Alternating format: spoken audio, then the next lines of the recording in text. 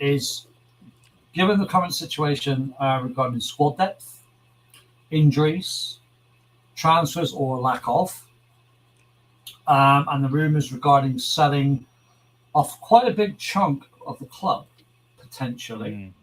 Where do you see us with a trajectory in 5 years? Where do you see us being?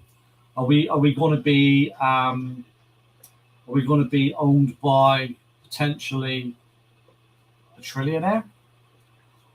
Will that help us in any way, shape, or form? If that is the case, are we going to be looking at bigger, more expensive players? Does that mean there's going to be things like hiking ticket pricing and things like that? Just wanted to get your take on this, on the whole thing, really, where we would be in 5 years. For me, obviously, we've already spoke about the market tonight and where we think we need to be strengthening. So I'm not going to put too much focus on that, if you don't mind, Kev. I want to focus on, I'll tell you what, I'll answer part of it, and then maybe Big T and Az wants to pick up the bits I don't. It's up to you guys. But I want to focus on this takeover, because I don't know if you three have seen it. I did put out a video a couple of days ago on my thoughts about this. Now, my biggest question on this is, if it is true, FSG are prepared to offload 30% of Liverpool to a consortium, we're talking almost a third of what the club's worth. Now, we're valued around £5 billion. So we're talking in the excess of 1.6, 1.7 billion pounds for a 30% stake in the club. That is a hell of a lot of money. Yeah. Now, why does FSG want that money? Now, when people heard Jeff Bezos, a lot, especially young Liverpool fans, they're just seeing pound signs thinking, oh, we're going to be in the market for the biggest names out there. Do not get carried away by this at all.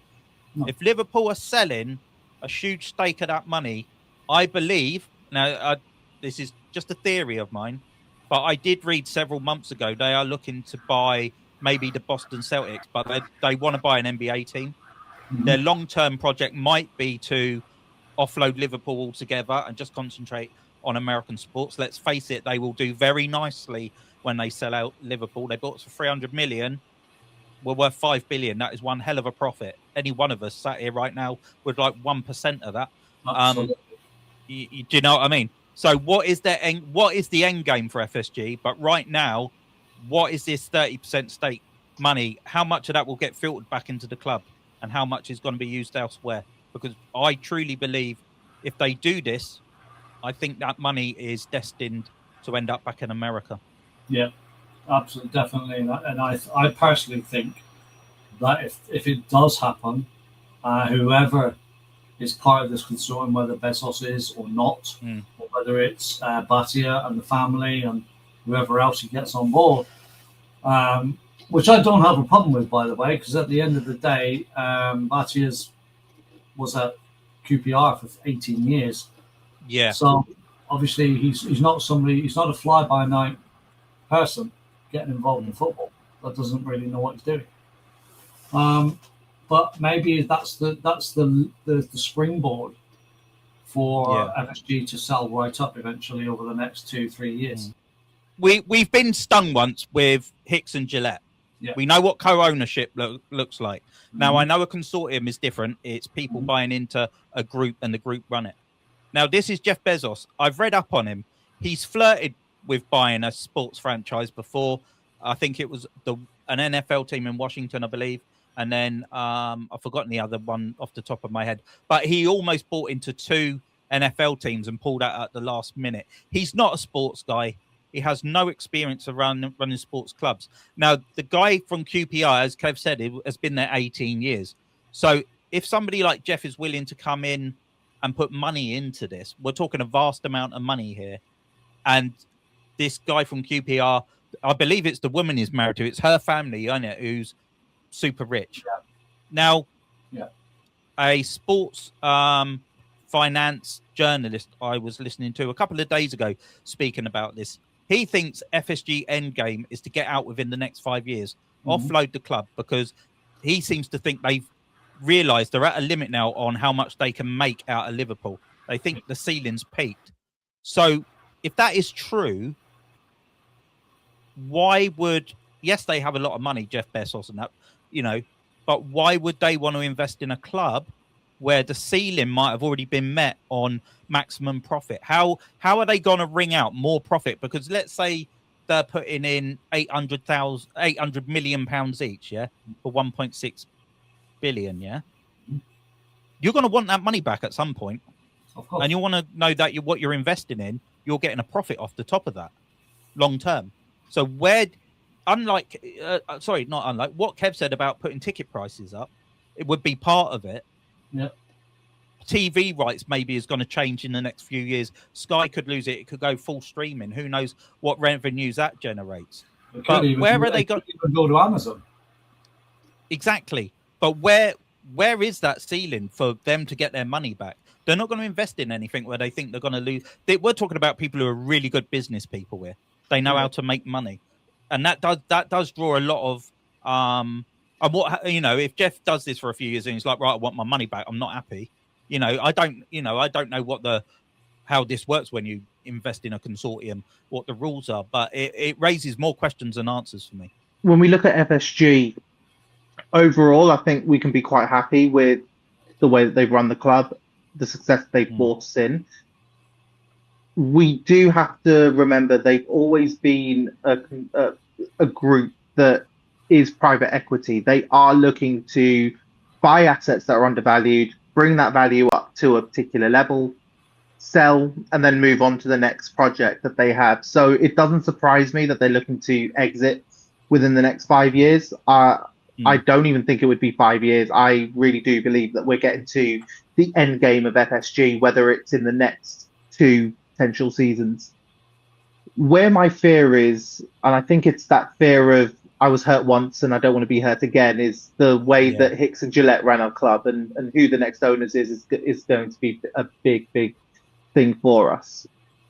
Jeff Bezos, generally, when we're talking about any billionaire, tech billionaire, whatever it may be, there's always something that I'm a little bit suspicious about, mainly because they don't need to turn a profit. So are they doing this for other reasons? Are they looking to use this as a move to perhaps get the Premier League streaming on Amazon a bit more? Is he looking to cover up something, or is it just a plaything for him? You know, we're talking about a billionaire who has a want for nothing. Perhaps this is just a bit of fun, but my fear of that is just like a kid when you get them a new toy, they enjoy it for the first couple of days, and then a couple of weeks after you see it gathering dust in the corner, and that's going to be my biggest fear. By all means, Amit Bhatia was a good owner of QPR. I know that QPR fans were quite happy with his tenure and were really thankful for the 18 years he's given them, really put stability back to that club. But yeah, I'm a little bit worried about the future of Liverpool, not because I don't think we're a strong enough institution to continue being successful. And I think regardless of which owners we have in place, that would potentially continue. It's more a case of what are the intentions of any potential new ownership, and what are they going to do for Liverpool as a football club, but also the fans. Are they going to have our best interests at heart? And yeah, we were burnt once, so maybe we're right to be a little bit more concerned going forward. Yeah. I think Liverpool will be turned into an entertainment hub. It's going to be an entertainment center. It's going to be the Tottenham of the North, however you want to frame that.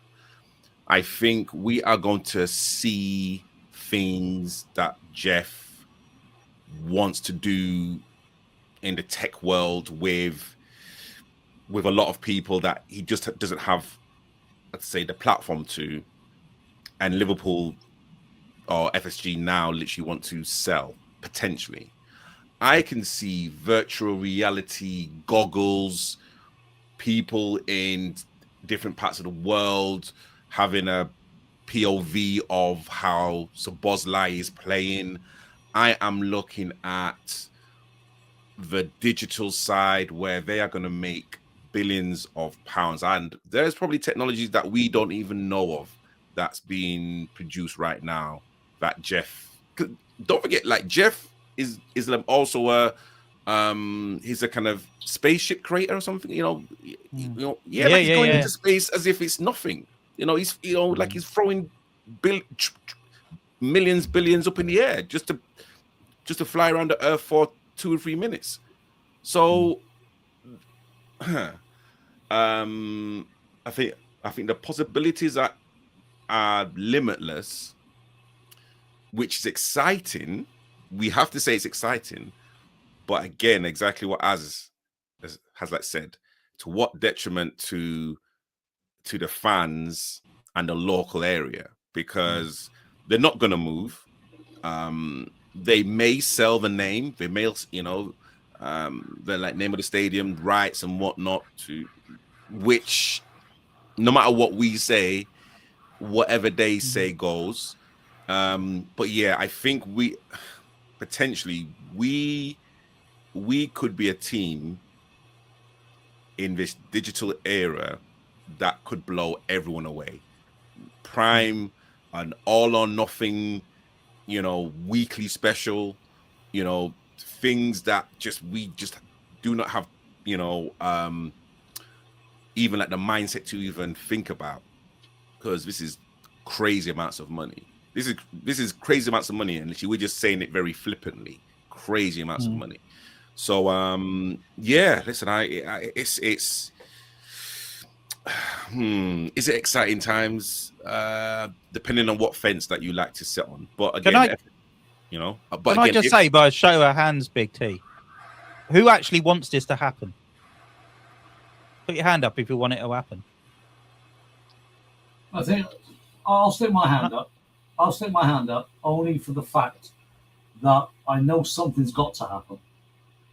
Because FSG is that through the fear of being left behind? Yeah, well, not necessarily fear of being left behind, but John Henry's like touching 80. Okay. Yeah. Now I know obviously his understudies maybe aren't as old as that. But if he is looking at going back into the American market for sports, and he wants to offload Liverpool, and he wants to do it bit by bit rather than just boom, there you go, which in a way I think is a good thing, because you just don't want this big electric shock of we're leaving. Yeah. Do it in stages so that it lets everybody get used to it. But we could get left behind if this doesn't happen, because at some point he's going to end up going, or something's going to happen. Do you know? With him being 80, you've just planted an idea in, mate. I guess it's just a theory again. He probably is thinking, I'm 80 years old nearly. You don't know how long he's got left in life. He wants to. We all know he's a massive Red Sox fan. That's why he bought the team. Maybe he wants to plough that money into seeing them win the World Series one more time.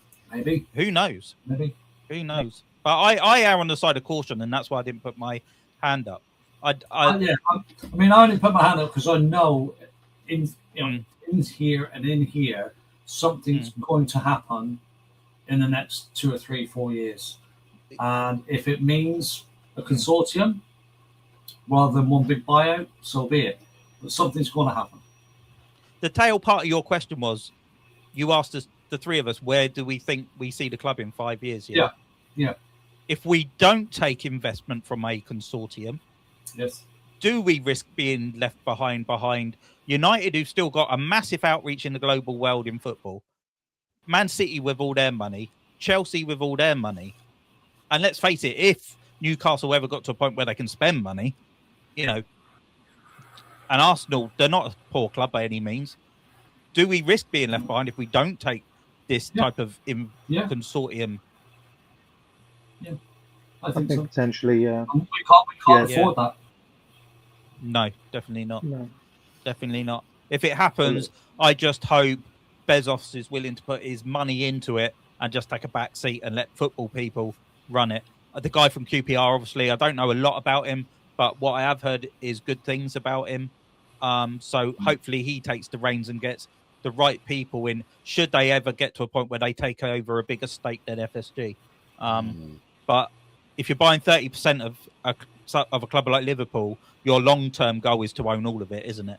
The thing is, you're not just buying a stake in a club. You're buying a stake in history, and you also then have to look at the regeneration of the area City's done that, haven't they? They've regenerated in and around their stadium, and I know we have to a point, but there are still areas close to the stadium that need regenerating. So if they're going to plough some money into that too, great. If they're not, they're just going to concentrate on the club.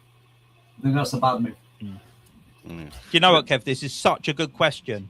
I think we could sit here and debate this for hours. There's so many things to dip in and out of. I'd love to revisit this question on another podcast. I really would. Yeah, because literally, don't forget. I think it was only a few years ago. People wanted FSG out. You know, there was this huge campaign. Like, you know, it was again. You know, that's how our minds work. We, you know, if there's something that we don't like, we like automatically look at the ownership. But now we've like won a couple of Premier Leagues. We've like done this, like the kind of FSG noises now died down, and then literally now we're a little bit apprehensive of like someone else coming in. I mean, that's just how football is nowadays, I guess. I've always been happy with FSG. I think they've been great owners. They've everything they promised us, they've done. They said they would build the stadium bigger. They said they would build a new training centre. They said they would get us the Premier League. They've done everything they promised. And when they've got things wrong, like the Super League, hiking ticket prices up, they've always retracted and they've held their hand up and said, we've got it wrong. So why would people want FSG out? I think they've been great custodians. They've done everything they ever promised. And I don't think really you can hold them accountable for too much wrongdoing, because I think when they've done things wrong, they've always admitted to it. And that's a rare thing in football ownership. Oh, yeah.